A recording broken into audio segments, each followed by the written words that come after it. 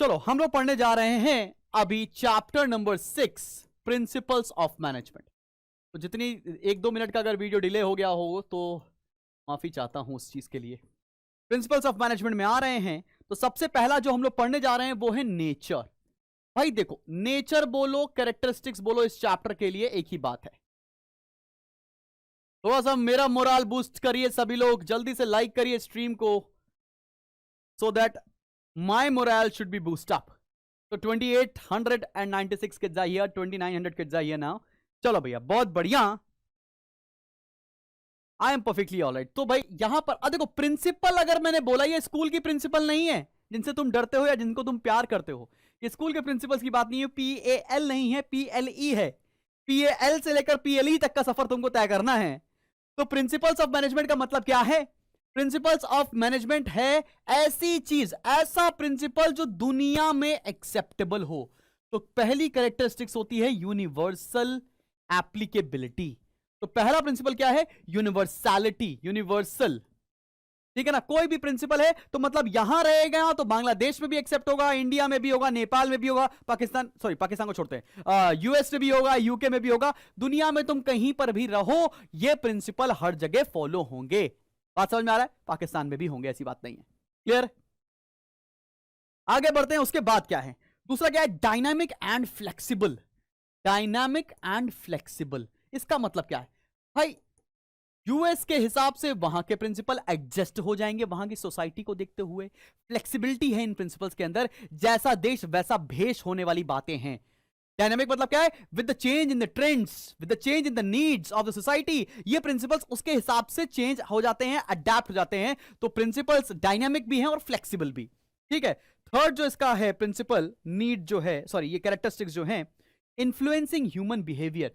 ये सारे प्रिंसिपल ना ह्यूमन से बहुत ज्यादा रिलेटेड है। इन्फ्लुएंसिंग ह्यूमन बिहेवियर,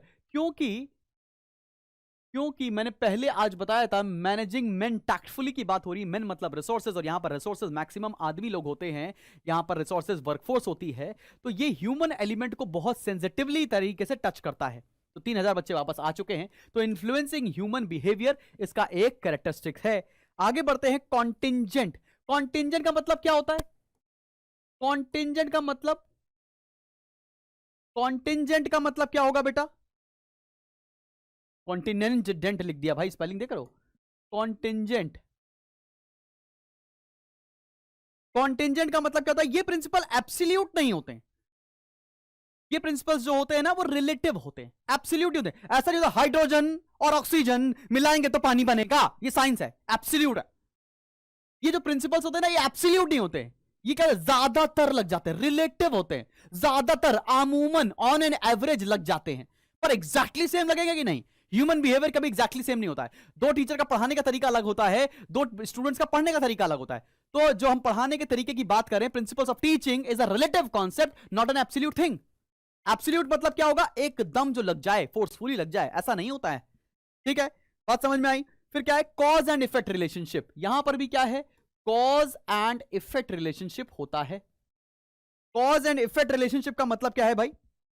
भाई किसी भी चीज के बर्ताव, लेट्स से क्या है, मैंने कोई प्रिंसिपल फॉलो किया, मैंने कोई एक रिलेटिव चीज बिजनेस में लगाई, तो उसका इफेक्ट पता चलेगा। जैसे मैंने बोला कि अगर जिस बच्चे ने अच्छा पढ़ा तो उसको फाइनेंशियल इंसेंटिव दिया जाएगा, तो कॉज है और उसका इफेक्ट है। बात समझ में आ रही है? मैंने बोला कि जो 2 यूनिट्स एक्स्ट्रा प्रोड्यूस करेगा एक दिन के अंदर उसको एक्स्ट्रा वेजेस मिलेंगी, तो कॉज है, इफेक्ट है। ठीक है। मैंने किसी लेबर्स को अपने ऑर्गेनाइजेशन से निकाल दिया, सारी लेबर स्ट्राइक पर चली गई, कॉज है, इफेक्ट है। बात समझ में आ रही सभी को? तो कॉज एंड इफेक्ट रिलेशनशिप है, और यहां पर हर प्रिंसिपल की इक्वल इंपॉर्टेंस है।